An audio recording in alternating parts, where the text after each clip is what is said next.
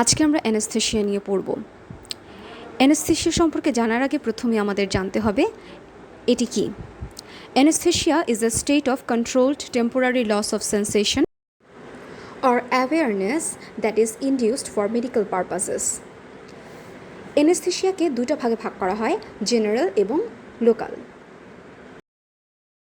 General অ্যানেস্থেশিয়ার definition জেনে নেওয়া যাক। General anesthesia may be defined as a global but reversible CNS depression characterized by 5 primary effects. And here we are talking about 5 primary effects যেগুলো হচ্ছে analgesia বা loss of pain sensation, amnesia বা loss of memory, loss of consciousness, loss of autonomic reflexes এবং skeletal muscle relaxation. General anaesthesia আমাদের central nervous সিস্টেমের যে function সেটাকে interrupt করে, এবং এই ইন্টারাপশনের কিছু সাইট রয়েছে যেগুলোকে বলা হয় anatomic sites of anaesthetic action. These are the 4 anatomic sites: cerebral cortex, brain stem, spinal cord এবং পেরিফেরাল সেন্সর নিউরনস। এই 4টা সাইটে অ্যানেস্থেশিয়া কাজ করে এবং নার্ভাস সিস্টেমের যে ফাংশন সেটাকে ইন্টারাপ্ট করে। How general anaesthetics work? What is the mechanism of general anaesthesia? General anaesthesia 2 ধরনের মেকানিজমে কাজ করতে পারে। তার মধ্যে একটা হচ্ছে সেলুলার মেকানিজম এবং অপরটি হচ্ছে মলিকিউলার মেকানিজম। এই দুটো মেকানিজম সম্বন্ধে বিস্তারিত আমরা জানব অন্য এক অংশে। এবং একটা অ্যানেস্থেটিক কিভাবে কাজ করছে তার মেকানিজমের ভিত্তিতে এগুলোকে বিভিন্ন গ্রুপে ভাগ করব আমরা, সেটা আমরা আলাদা একটা ভিডিওতে দেখব। আজকের ভিডিওতে আমরা জেনারেল অ্যানেস্থেশিয়ার stage, development, pre anaesthetic medication, per operative এবং পোস্ট অপারেটিভ মেডিকেশন নিয়ে আলোচনা করব। ডেপথ অফ জেনারেল অ্যানেস্থেশিয়া, এটা বলতে আমরা কি বুঝি? Actually, the depth of anesthesia has been divided into 4 sequential stages. আমরা এখন এই ডেপথের 4টা sequential stage নিয়ে জানব। These are the 4 stages. Stage 1 analgesia, stage 2 excitement, stage 3 surgical anesthesia এবং number 4 medullary paralysis. অ্যানেস্থেশিয়ার স্টেজ 1-এ আমরা দেখতে পাচ্ছি স্টেজ 1-এ অ্যানালজেসিয়া লেখা আছে, অর্থাৎ এই স্টেজটাতে পেইন সেন্সেশনটা রিডিউস হয়ে যায়, লস অফ পেইন সেন্সেশন হয়। কেন হয়? বিকজ স্পাইনোথ্যালামিক ট্র্যাক্ট যে সেন্সরি ট্রান্সমিশনটা ঘটায় সেটাকে ইন্টারাপ্ট করে ফেলে অ্যানেস্থেটিকগুলো, তাই স্টেজ 1-এ অ্যানালজেসিয়া হয়। স্টেজ 2-কে এক্সাইটমেন্ট স্টেজ বলা হচ্ছে। এই স্টেজটাতে একজন পেশেন্ট ডেলিরিয়াম এক্সপিরিয়েন্স করে এবং এই স্টেজটা অ্যানেস্থেশিয়ার সবচেয়ে ডেঞ্জারাস স্টেজ হিসেবে বিবেচিত হয়। ডেঞ্জারাস বলার কারণ হচ্ছে এই স্টেজটাতে রাইজ এবং ফল অর্থাৎ ইরেগুলারিটি দেখা যায় ব্লাড প্রেশারে এবং আদার কিছু সিস্টেমে, যার কারণে অ্যানেস্থেটিক দেওয়া হলে এই স্টেজটাকে অ্যাভয়েড করার চেষ্টা করা হয় এবং তার জন্য কিছু শর্ট অ্যাক্টিং বারবিচুরেট অর্থাৎ শর্ট অ্যাক্টিং যে অ্যানেস্থেটিক সেগুলো ইউজ করা হয় just to avoid the excitement stage. Stage 3 surgical anaesthesia, অর্থাৎ এই স্টেজে সার্জারি পারফর্ম করা হয়। অ্যান্ড স্টেজ 4 এটাকে বলা হচ্ছে মেডুলারি প্যারালাইসিস। এখানে রেসপিরেটরি সেন্টার এবং ভ্যাসোমোটর সেন্টারের সিভিয়ার ডিপ্রেশন হয়, যেটা থেকে ডেথ পর্যন্ত হতে পারে যদি প্রপার মেজার্স নেওয়া না হয়। প্রি অ্যানেস্থেটিক মেডিকেশন, এটার অন্য নাম অ্যানেস্থেটিক অ্যাডজাঙ্ক্ট।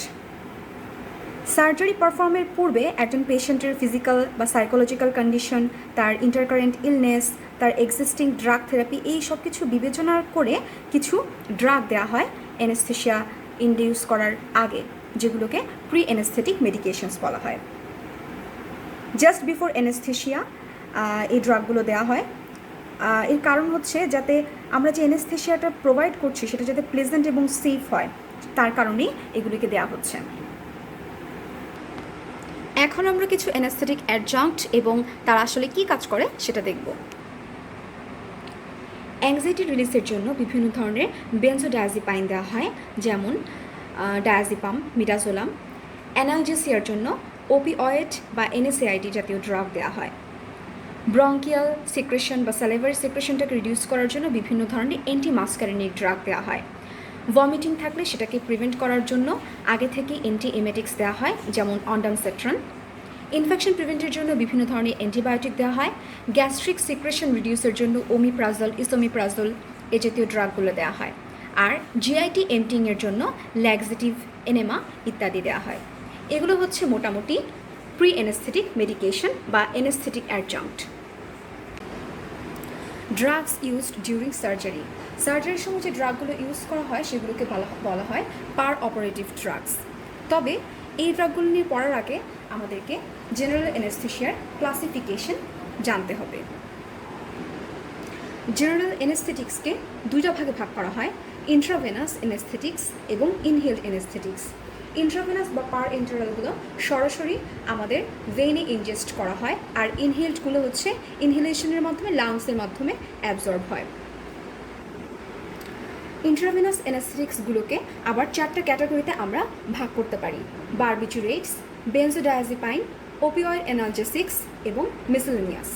বারবিচুরেটের মধ্যে একটা কমন অ্যানেস্থেটিক হচ্ছে থায়োপেন্টাল সোডিয়াম, আর বেনজোডায়াজিপাইনের মধ্যে কমন কিছু বেনজোডায়াজিপাইন হচ্ছে ডায়াজিপাম, মিডাজোলাম ইত্যাদি। ওপিওয়েড অ্যানালজেসিকের মধ্যে রয়েছে মরফিন, পেথিডিন, ফেন্টানিল, আর মিসেলেনিয়াসের মধ্যে প্রোপোফল আর কেটামিনের নাম আমরা সবচেয়ে বেশি শোনা থাকি।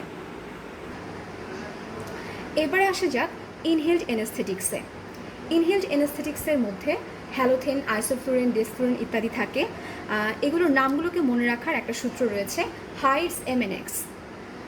এইচ দিয়ে হ্যালোথেন, আই দিয়ে isoflurane, D for desflurane, E for enflurane, S দিয়ে সিভোফ্লুরেন, এম দিয়ে হচ্ছে মিথক্সিফ্লুরেন, আর এন দিয়ে নাইট্রাস অক্সাইড, এক্স দিয়ে xenon.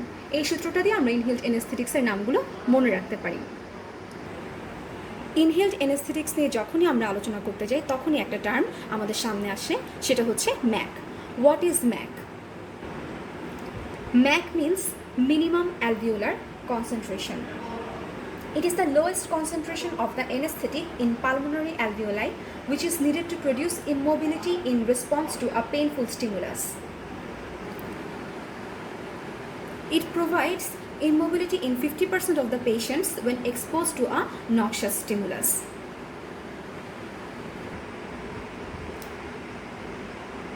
Now, what is the importance of MAC or minimum alveolar concentration?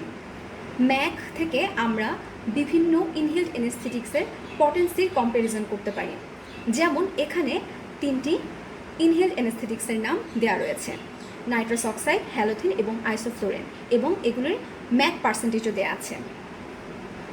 এর তুলনা করে আমরা বুঝতে পারবো কোন ইনহেলড অ্যানেস্থেটিকটা বেশি কার্যকর। The more the percentage of Mac, the less the potency is. এতক্ষণ আমরা জেনারেল অ্যানেস্থেটিক্সগুলো নিয়ে জেনেছি, ইনহেলড এবং ইন্ট্রাভেনাস। এখন আমরা ফিরে আসবো ড্রাগস ইউজ ডিউরিং সার্জারি। সার্জারির সময় মূলত ব্যালেন্সড অ্যানেস্থেশিয়া ইউজ করা হয়। Balanced anesthesia may be defined as the achievement of surgical anesthetic state including unconsciousness with adequate analgesia and skeletal muscle relaxation with the combination of intravenous and inhaled drugs. অর্থাৎ আমরা সার্জারির সময় balanced অ্যানেস্থেশিয়াটা obtain করতে চাই। এটা হচ্ছে এমন একটা স্টেট যেখানে সার্জিক্যাল অ্যানেস্থেটিক্স অবস্থাটা বজায় থাকে, পেশেন্ট সম্পূর্ণরূপে আনকনশিয়াসনেস থাকে, এবং এটা অ্যাচিভ করা হয় ইন্ট্রাভেনাস এবং ইনহেলড ড্রাগের কম্বাইন ইনডিউসের মাধ্যমে। প্রশ্ন হচ্ছে ব্যালেন্সড অ্যানেস্থেশিয়াতে কেন কম্বাইন্ড ড্রাগ ইউজ করা হয়? আমরা জানি যে অ্যানেস্থেশিয়াতে 5টা প্রাইমারি ইফেক্ট প্রডিউস হয়: unconsciousness, amnesia, analgesia, inhibition of autonomic reflexes and skeletal muscle relaxation. None of the currently available anesthetic agents, when used alone, can achieve all 5 of those desired effects well.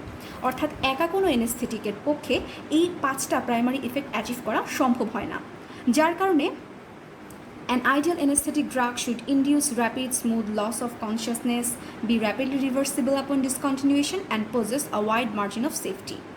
যার কারণে modern anaesthesiology প্র্যাকটিসে বিভিন্ন drug combine করে একটা ideal anaesthetic drug তৈরি করা হয়, যেটা ব্যালেন্সড অ্যানেস্থেশিয়া অ্যাচিভ করতে আমাদের হেল্প করে। জেনারেল অ্যানেস্থেশিয়ার 3টা স্টেজ রয়েছে: ইন্ডাকশন, মেইনটেনেন্স এবং রিকভারি। ইন্ডাকশন বলতে অ্যানেস্থেটিক স্টেট প্রডিউস করার শুরুর ধাপটাকে বোঝানো হচ্ছে, এবং এই ইন্ডাকশনের ক্ষেত্রে ইন্ট্রাভেনাস অ্যানেস্থেটিক্স ইউজ করা হয়। ইন্ট্রাভেনাস অ্যানেস্থেটিক্সের মধ্যে থাকে থায়োপেন্টাল, প্রোপোফল, ইটোমিডেট অ্যাটসেট্রা। তবে শিশুদের ক্ষেত্রে ইন্ট্রাভেনাসের পরিবর্তে সাধারণত ইনহেলড অ্যানেস্থেটিক ইউজ করা হয়, যেমন হ্যালোথেন, সিভোফ্লুরেন ইত্যাদি।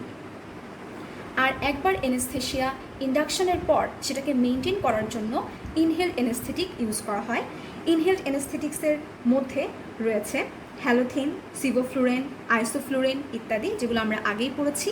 এছাড়া একটা কন্টিনিউয়াস ইন্ট্রাভেনাস ইনফিউশন দেওয়া হয় প্রোপোফলের।